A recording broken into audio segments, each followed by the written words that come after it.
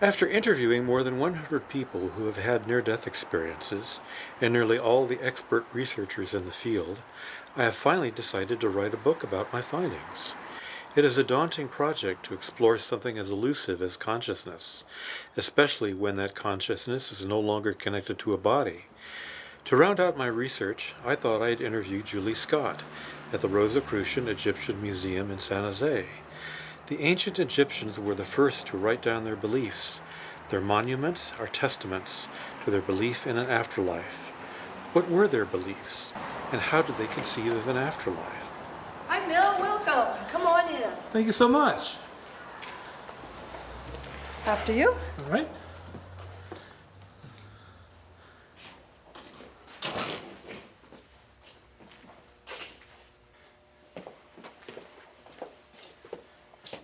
Julie, it seems that the ancient Egyptians had a fascination and a knowledge of death that surpassed other cultures. Why is this? The ancient Egyptians believed that there was another realm that interpenetrates our world, and they had a connection with that in this life, as well as when they passed on, that's the place that they went to. It's called the N.D.E, and it's the energetic source of all life, past, present, and future.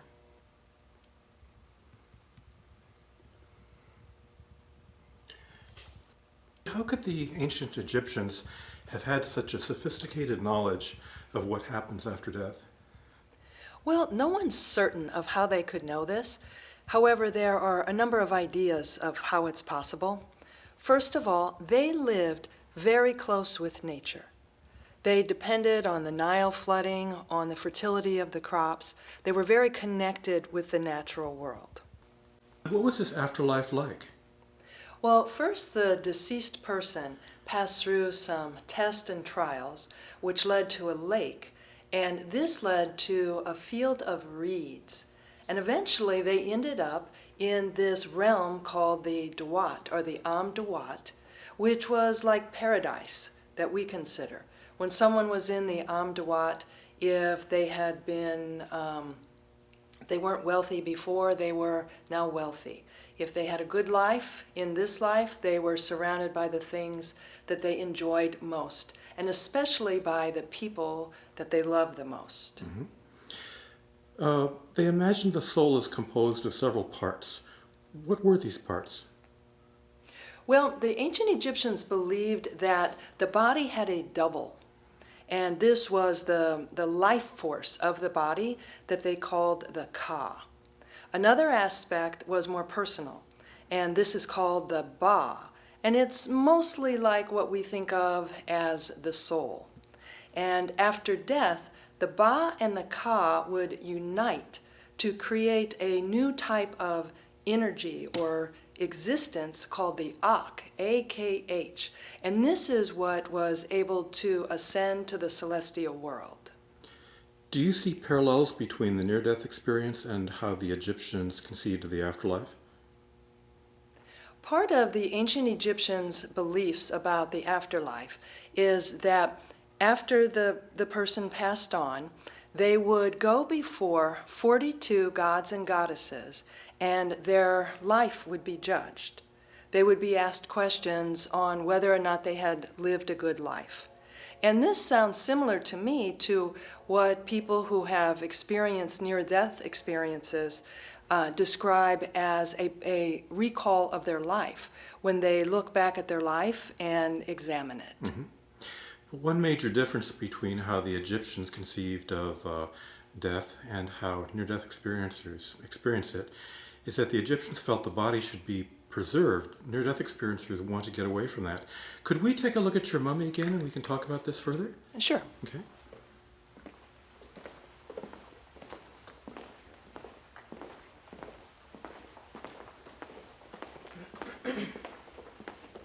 So why was it so important to preserve the body after death?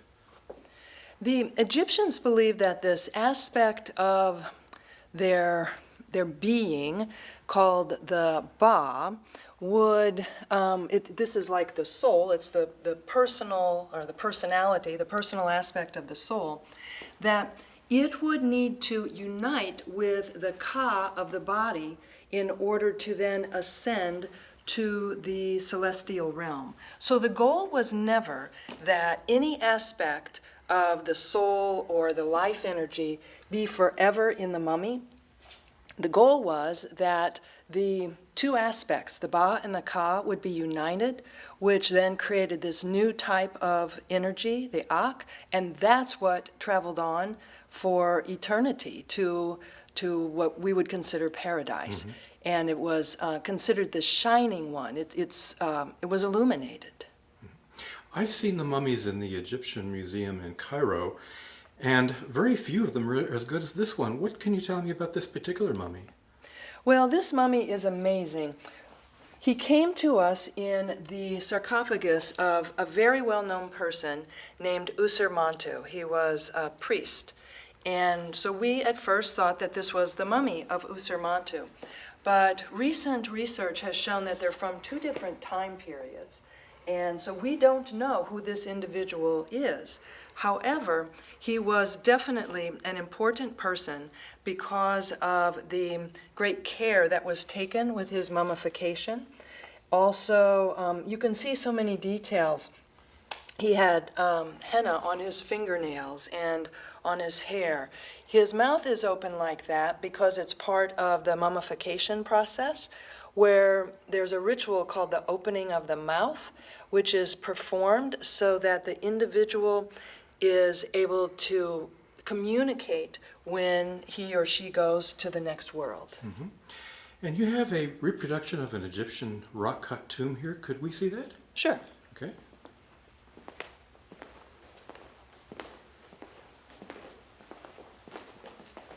You can explain what we're looking at as we go through this. Okay. So in the 1960s, a team of researchers from the Rosicrucian Egyptian Museum traveled to Egypt and looked for the best features of different tombs, and we recreated that here. This is most like the tomb of a man named Khunem-Hotep, and he was a nomarch, which is like a governor. A nome is like a state, and he was the nomarch of that area. And so this is a typical setup of a tomb where you have the entrance, and above it are hieroglyphs and on each side. And this welcomes someone who comes here in order to honor the deceased person, and it warns someone who comes here to cause any trouble. And this is where the family would have entered to come and make their offerings to the deceased person who is buried in this tomb.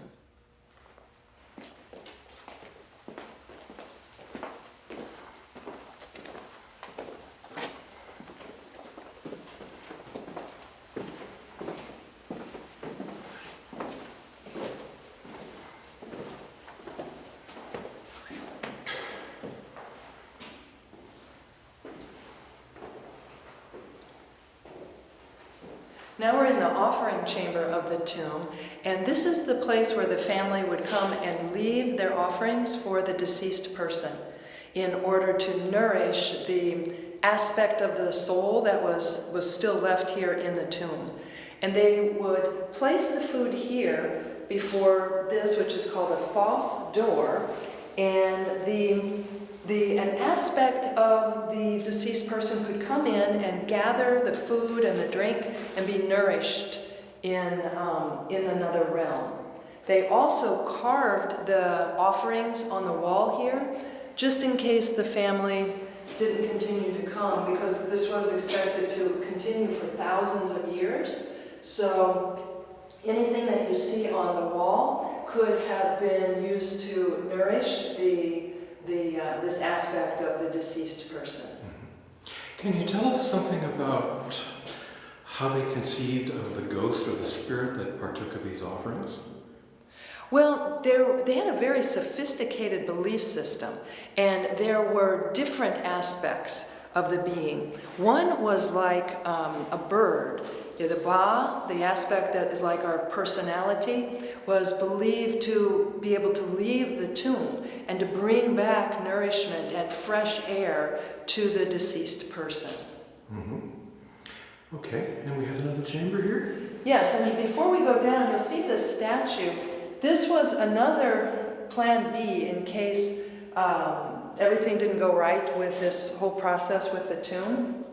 If somehow the mummy got destroyed, the aspect of the soul could come and inhabit this statue, so it would still be able to live on. And this was only for long enough, it was only to last long enough for the soul to be able to merge with the life force or the life energy, and then it permanently would exist in the celestial realm.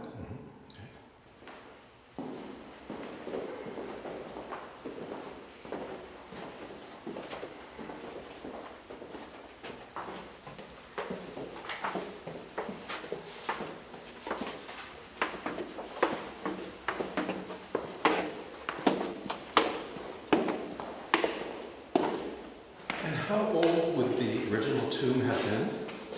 This tomb would have been over 3,000 years old. Mm-hmm. And it was in an area called the Beni Hassan out in the desert in Egypt. Mm-hmm. So you can see here on the walls the things that Khnumhotep, the owner of this tomb, that he liked to do in this life. And he's hoping to be able to do it in the afterlife as well. So he liked to hunt and to fish. So this provided provisions to nourish his, this aspect of his soul. It provided that nourishment, but more than that, there was another meaning.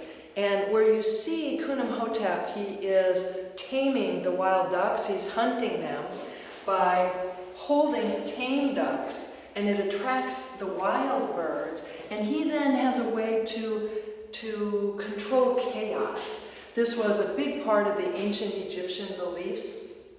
They worshipped a concept and an aspect that they personified or made as a goddess called Mat. And she represented order, as in the opposite of chaos. Imagine living in ancient Egypt where the average person, if you lived to adulthood, you would, the average lifespan was 30 years old for women and 34 years old for men. It was harder for women because of the challenges with childbirth. So life was so precious, and there were so many things that could cause a challenge for you in your life.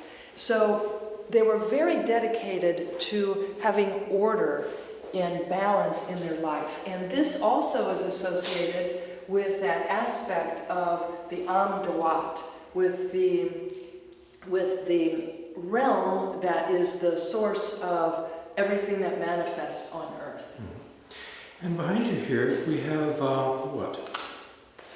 This is the burial chamber of the tomb. The Khnumhotep's tomb had been robbed in ancient times. And the sarcophagus that you see here, this granite sarcophagus, would have been down in the burial chamber.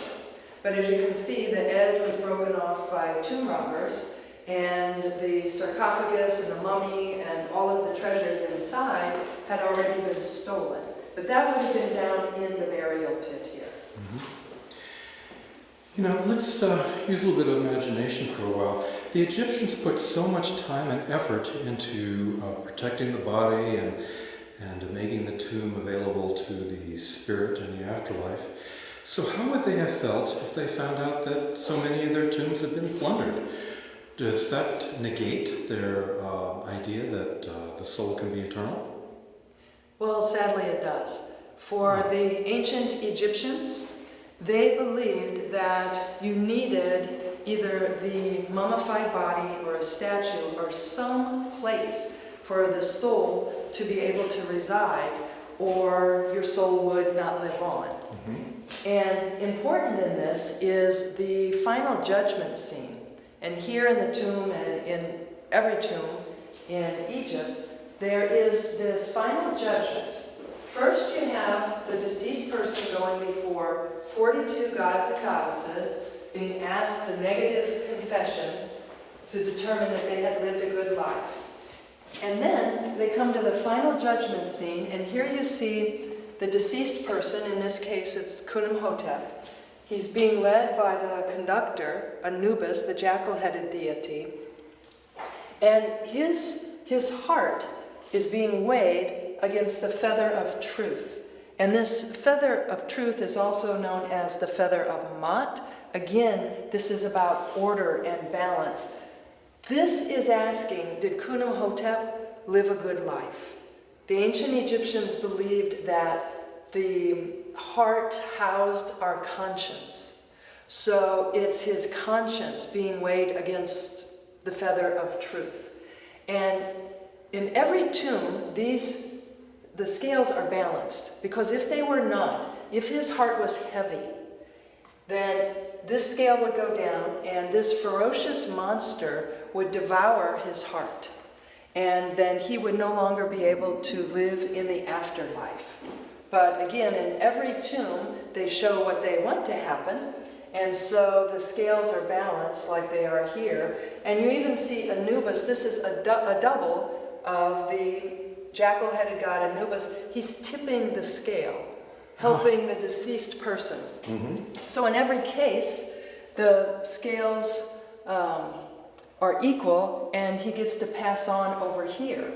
So here you have Thoth, who's the ibis-headed god, and he is recording the mysteries of this final judgment scene. And we reproduced everything from this original tomb. Here, tomb robbers in ancient times had broken this, trying to find hidden treasures. So we reproduced it just like it was, but that's Khnumhotep. He's being led by Horus, the falcon-headed god, over here to the sacred lake where Osiris is, to be led to the to paradise in the end, to the field of reeds. Julie, what can we learn today from ancient Egyptian mythology of death and the afterlife? The ancient Egyptians were very connected with the natural world and with the energetic world. They attuned with planes of existence that we are not accustomed to being aware of. And their everyday life set the circumstances for this. They knew they were going to be asked the final judgment questions. They were going to be asked, have you ever killed a man? Have you ever stolen from anyone? Have you ever caused anyone to weep? All of that would have caused disharmony. And so their heart would have been heavy. They were aware of this throughout their entire life so that they could live in harmony with order, with the energetic world around them, and with the natural world. What happened to people who could not afford mummification or a tomb? Well, in the earliest days, nobody was mummified. The bodies were buried in the sand, and they were naturally mummified through the heat of the sun and going down on the sand. However, later on, there were more simple tombs that were built, but the more elaborate ones but there were more elaborate ones that were too expensive for the average person. But did the poor person have an afterlife back then? The poor person would have an afterlife, and they would try to have their body mummified even if they didn't have an elaborate tomb like this. It's believed that probably altogether that there were 70 million mummies. Wow. Over the history, a span of thousands of years, but many people were mummified. So there are a lot more mummies to be found, I suppose, to be discovered. Well, let's hope so. Unfortunately, a lot of mummies were destroyed. When people first began discovering the tombs and finding mummies, they were treated very disrespectfully. And for example, in Victorian times, there would be unwrapping parties where mummies would be taken to England, for example, and they would unwrap the linens to see what amulets would fall off. And then they would discard the mummy. Other times, mummies were used to stoke the engines of ships because they were very dry and brittle. They would burn easily, and they were much more plentiful than wood is in Egypt. So hopefully, though, there are a lot more to be discovered, and many who are safely buried and have achieved their original goal. Okay. Julie, can we go back up to the museum? Sure. Okay.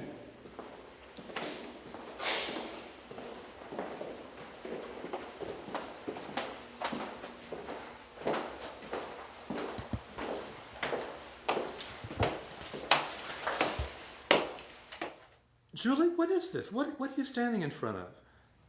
This is a reproduction of the stele that is between the paws of the Great Sphinx in Egypt, and it's on the chest area of the Sphinx, and it tells the story of a pharaoh who dreamt that he would be pharaoh if he removed the sand from the Sphinx, and he did that, and his dream manifested. He became the pharaoh. Yeah. Julie, what is the relationship between the Rosicrucian Order and the Egyptian Museum here in Rosicrucian Park?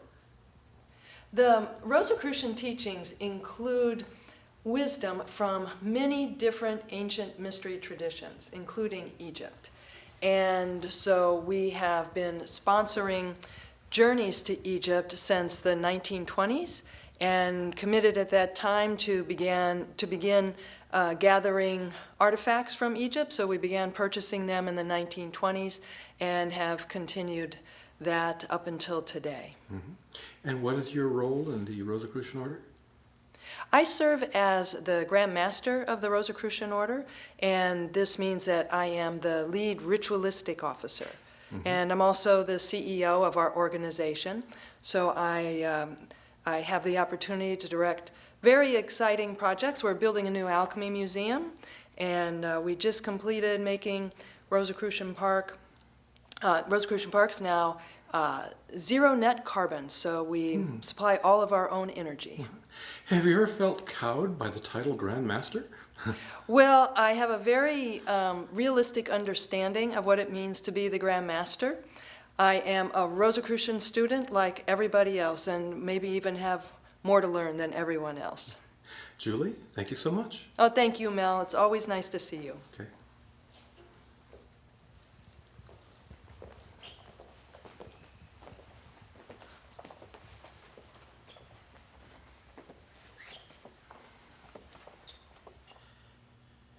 Julie, when we were in the tomb, I asked you if the mummy is destroyed, would the afterlife also disappear? Would the soul be lost for an experience of infinity? And you said, unfortunately, when the body is destroyed, the soul is also gone. But now that we're back at the museum again, you said you'd like to make an addendum to that. What is that addendum?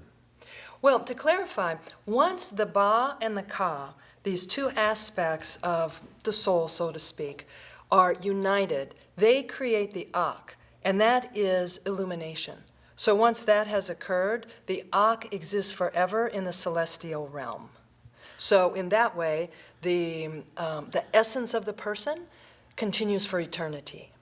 So you can say that at that point, consciousness is infinite and eternal? It's infinite and eternal, and it's part of its original source. It is, again, part of that energetic field. And that is completely in sync with what near-death experiencers tell us. Yeah. So, thank you for that. Yes, you're very welcome.